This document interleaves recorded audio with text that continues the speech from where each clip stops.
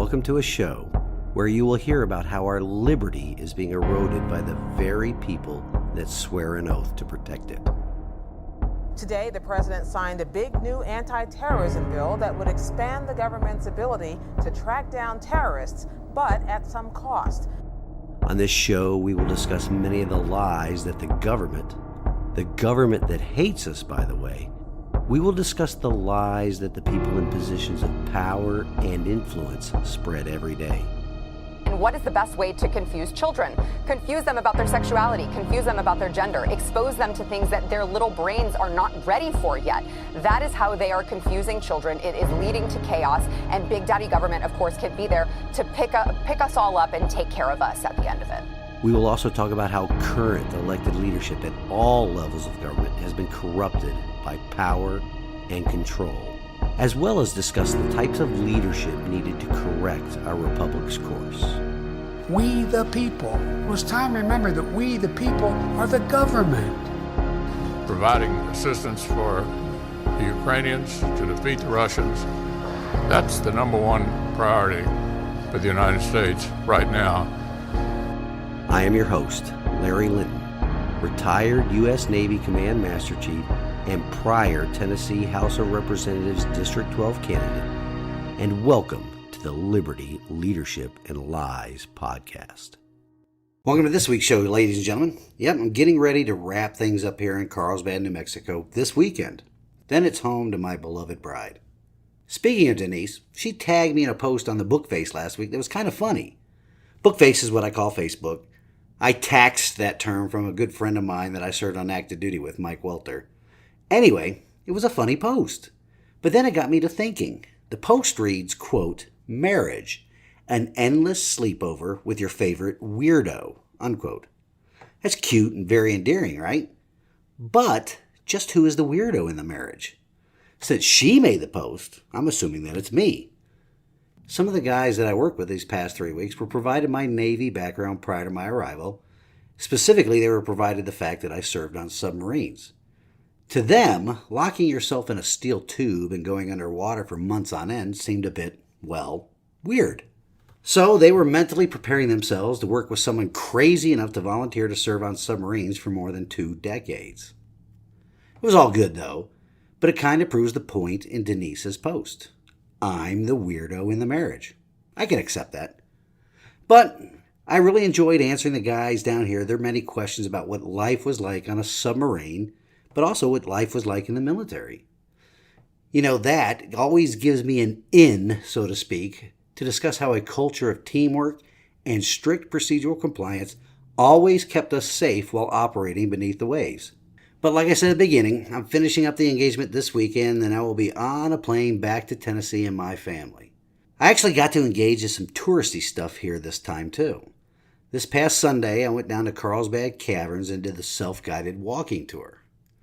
According to my mother and my older brother, we did this a long time ago, probably around 50 years ago, which is probably why I have no recollection of it.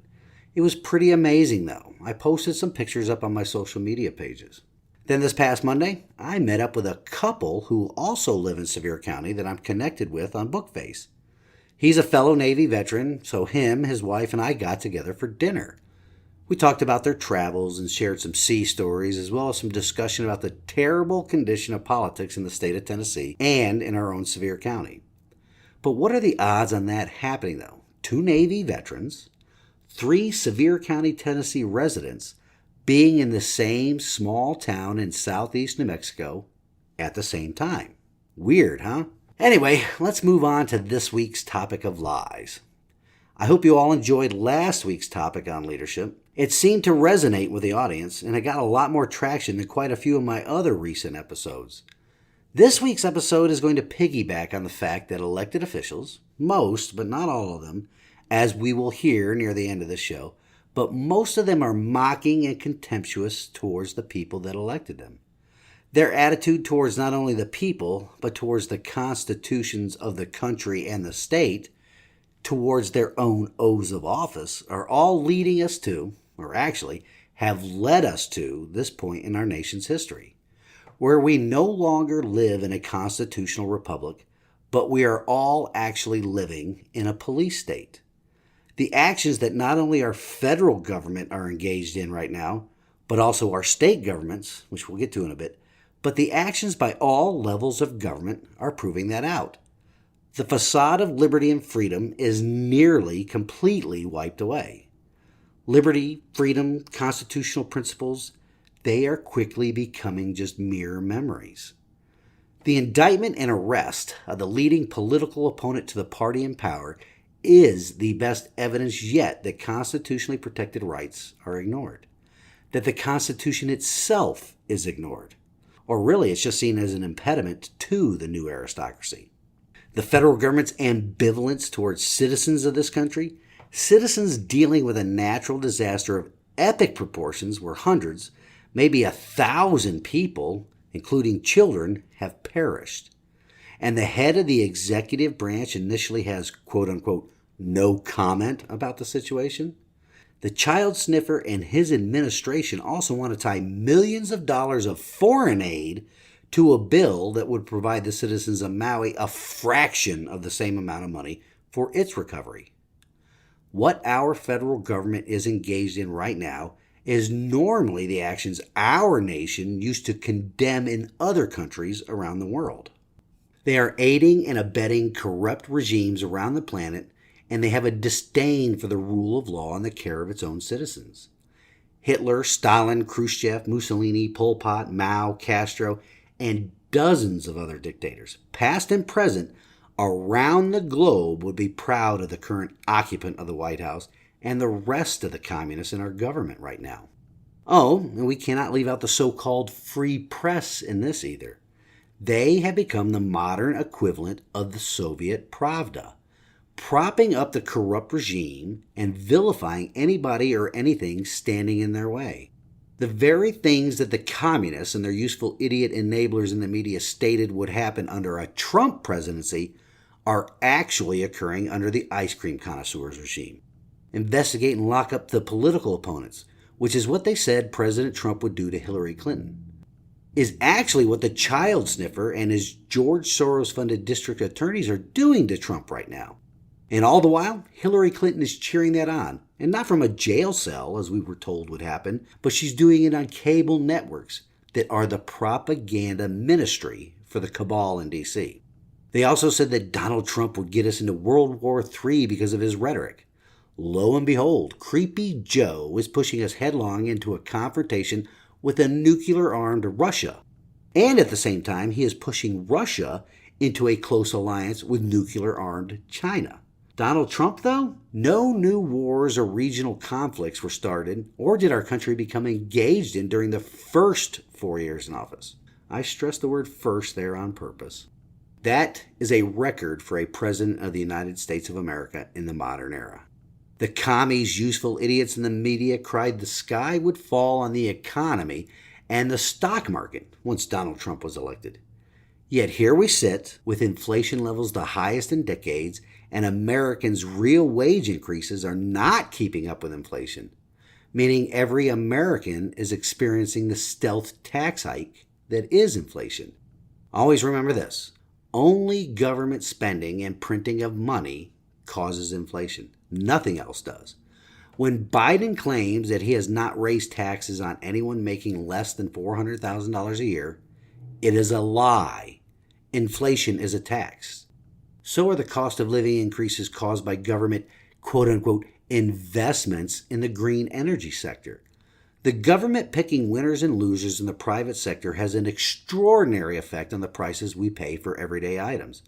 In fact, the government's involvement in the private sector is the primary mover of consumer prices. Do you think solar panels and electric vehicles would be affordable if the government did not subsidize those industries? Of course not. Those government-forced lower prices artificially drive down the prices of competitor products. The economic law of supply and demand is altered to benefit who?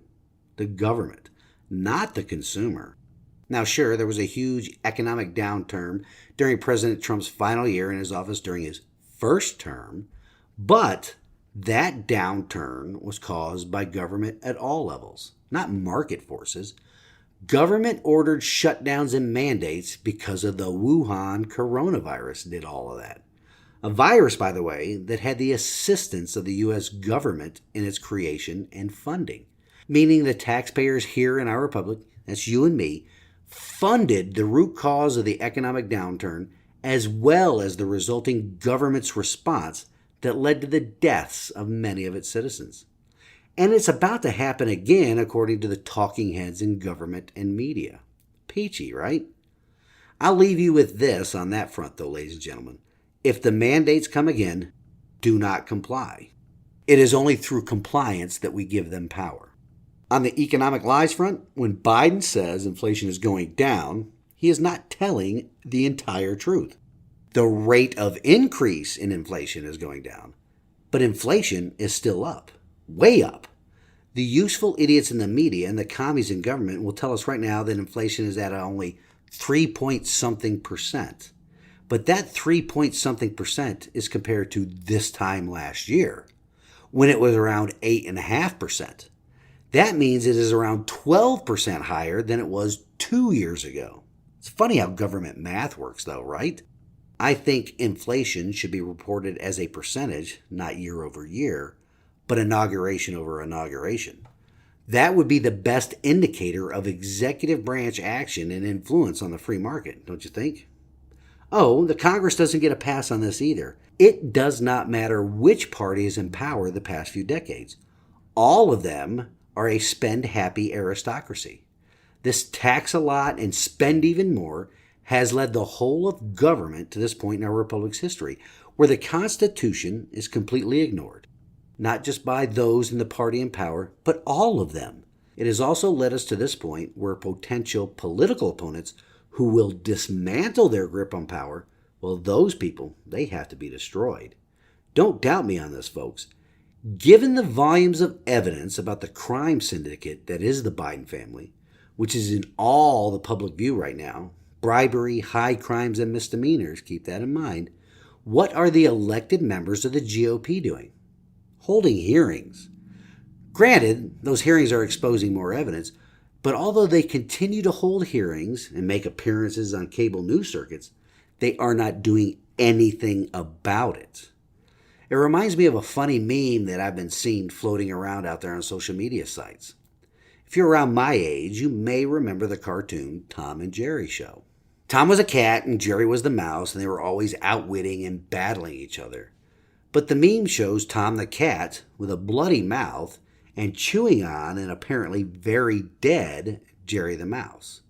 And it's captioned this way: "If Tom kills Jerry, the show is over."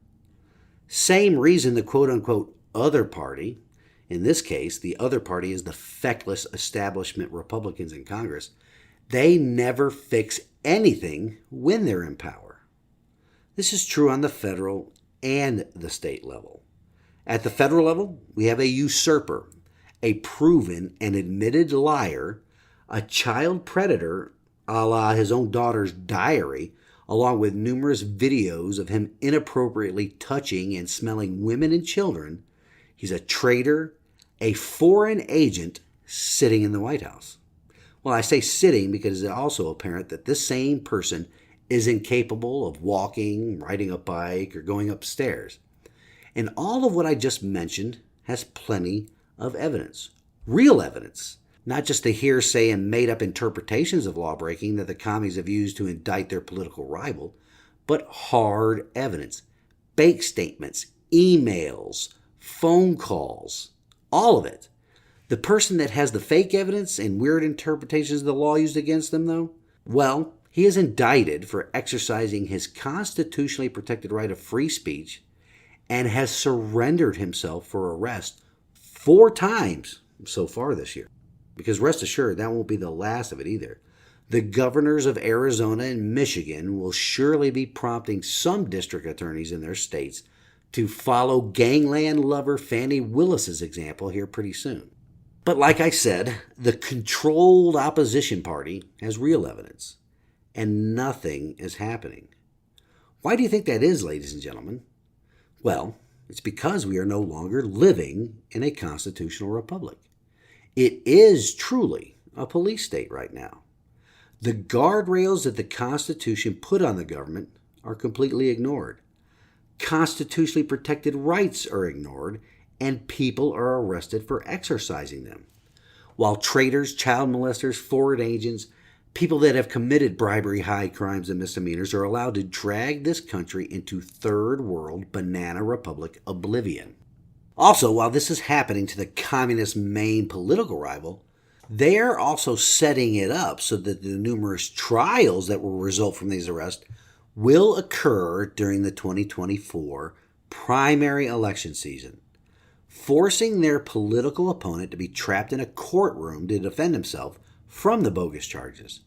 They have effectively jailed him to prevent him from being out on the campaign trail. It's convenient, right? Charges that come almost 3 or more years after their fraudulent indictments claim the crimes were committed, that timing isn't suspicious in the least, right? We've already discussed the actually really suspicious timing of the announcement of these indictments, all of them coming the day after news revolving around the crack addict son of the sitting president and Sleepy Joe's actual criminal behavior. But the other timing of these indictments against Donald Trump that set up court dates during the campaign season. Do you not see that that is banana republic stuff? That is police state action. The government punishing and effectively jailing their main political opponent during an election cycle. The actions of a dictator trying to maintain a facade of a free and fair election. And that is just a look at the federal level. Let's drill down to the state level. And no better example than my beloved state of Tennessee right now.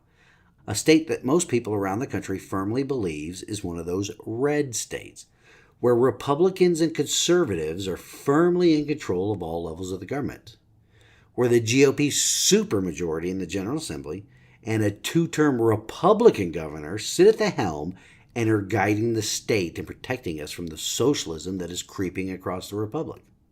Well, that is where most people would be wrong.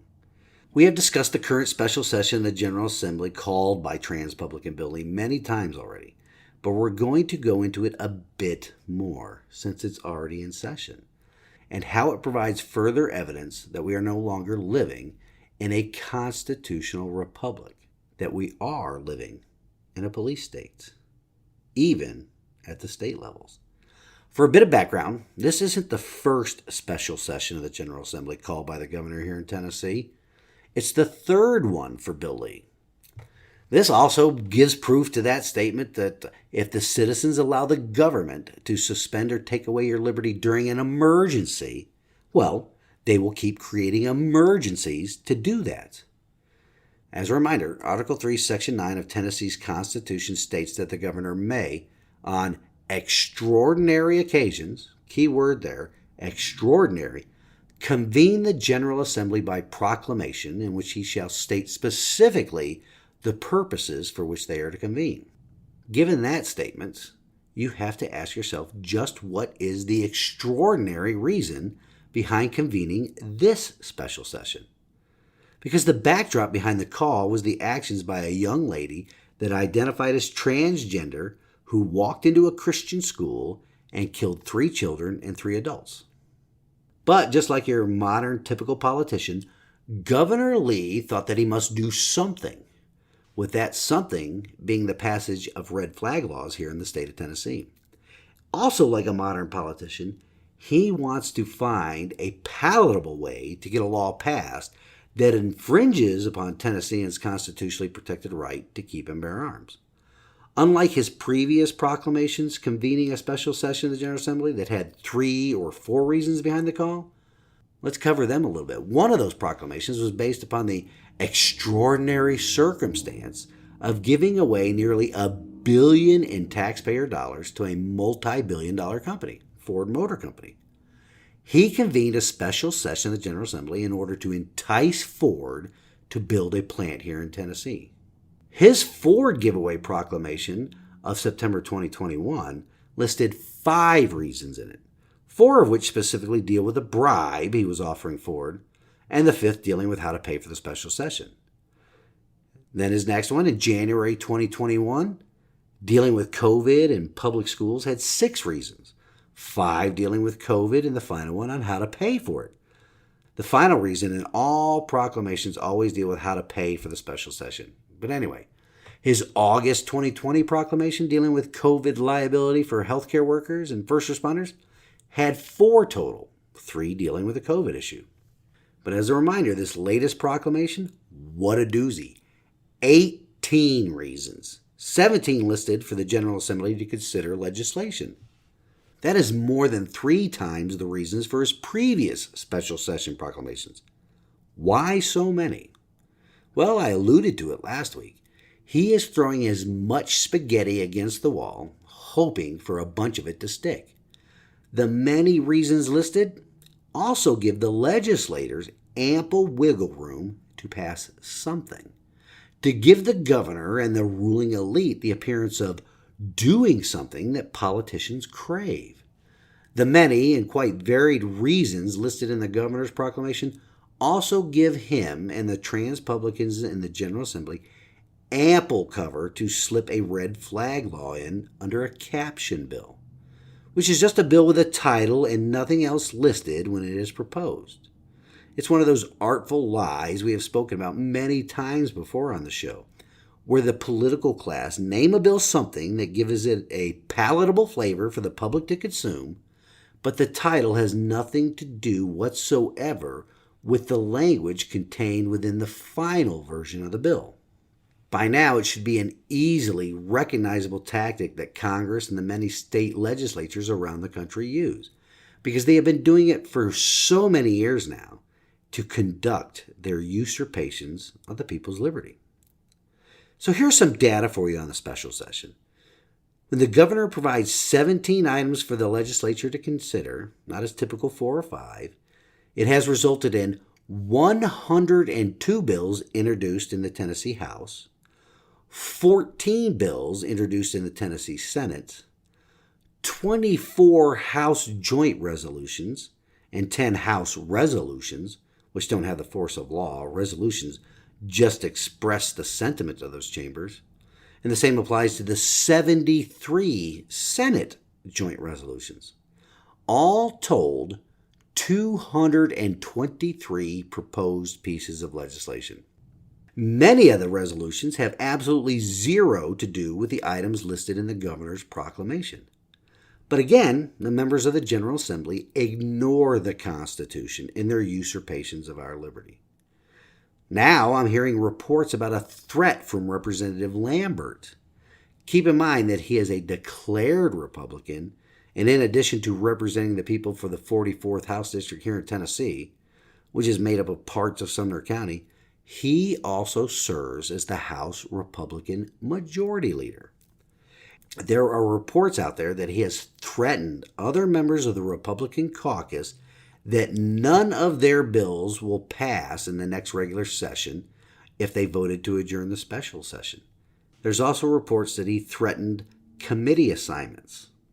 This man, in a leadership position within the GOP supermajority, is working to silence the constituents of other members' districts. Corruption at the highest levels, my friends.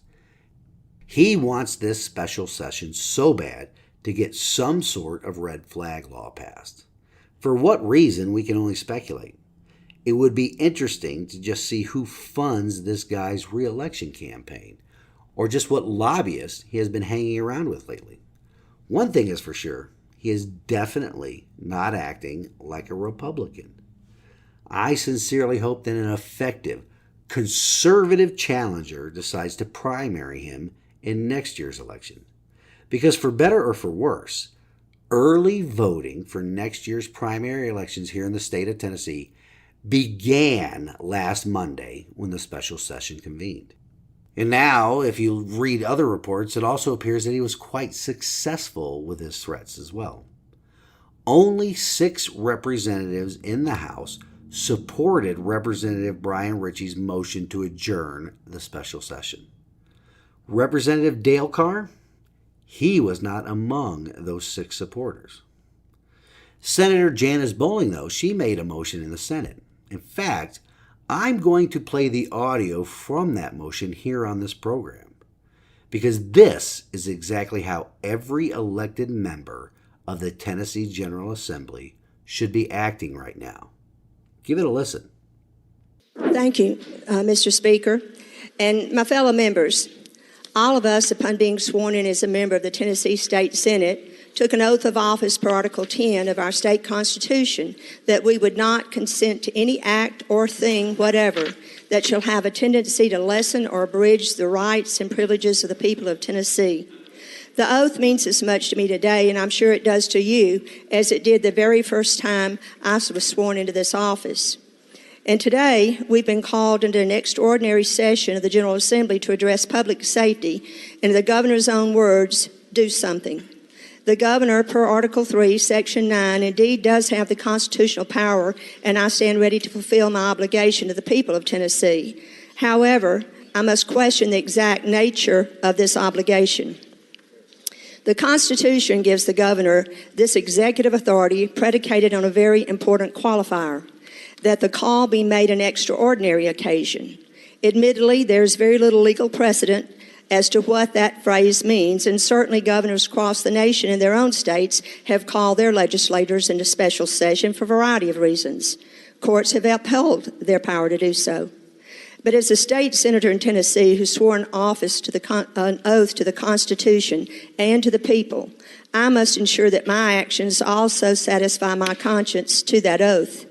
When I consider the phrase extraordinary occasion, it speaks to me that is an emergency and something of an urgent nature that needs, for various reasons, cannot be postponed, as it would perhaps put our republic or our people in danger or the threat of something imminent. People in my district have spoken loudly on this issue, and the overwhelming consensus is that we face no emergency or immediate danger. And I must be honest with this chamber, I echo their sentiments. What I do find concerning is that we find ourselves in the midst of a session that presents such a danger to public safety that only days ago Metro Nashville Police advised that anyone who works in the Nashville downtown area should stay home during this session for their own safety. Additionally, there are bills filed now that we must consider outside the normal rules of order in a very abbreviated amount of time that these bills seek to address a myriad of very complex topics. These topics, during the course of an ordinary session of the General Assembly, would deserve robust debate through a committee process. This would be accompanied with valuable feedback from the citizens of this state as they follow the legislative process.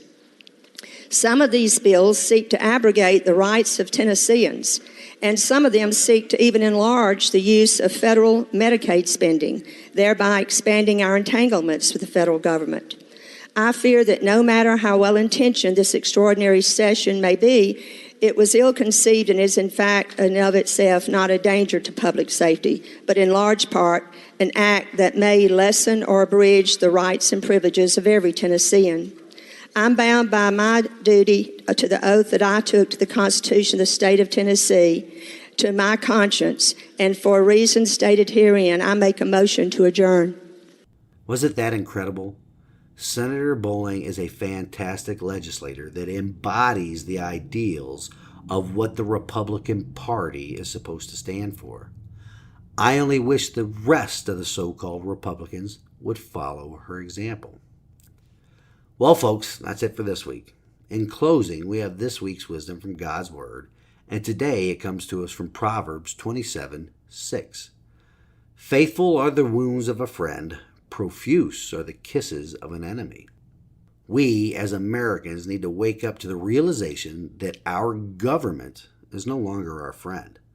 They blow kisses at us with their legislation that usurps our liberty at every turn, including what is happening in the Tennessee General Assembly right now.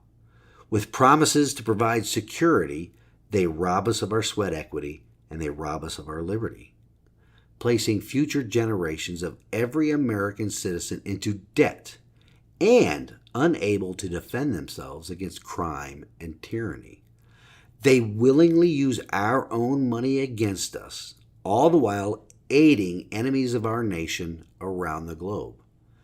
Government has willingly partnered with criminals, both here at home, in the case of the Biden crime family, and abroad with people like Zelensky, to weaken our nation and enslave us all, turning our beloved constitutional republic into a police state in order to maintain their grip on power. Once, or until, we all wake up to those facts, it will only get worse. To quote John Adams, our Constitution was made only for a moral and religious people.